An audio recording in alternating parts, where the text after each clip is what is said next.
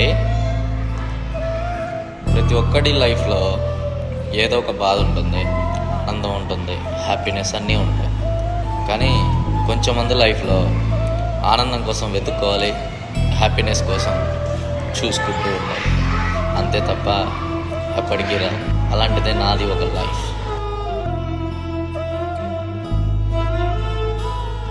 చాలామంది అనుకుంటారు చందనకేమైంది, హ్యాపీగా ఉంటాడు, ఆయనకి ఏముందని. కానీ ప్రతి మనిషిలో బాధ ఉంటుంది. ఆ బాధ ఏంటంటే కళ్ళల్లో చూపించగలుగుతాం కానీ బయటకు చూపించలేం.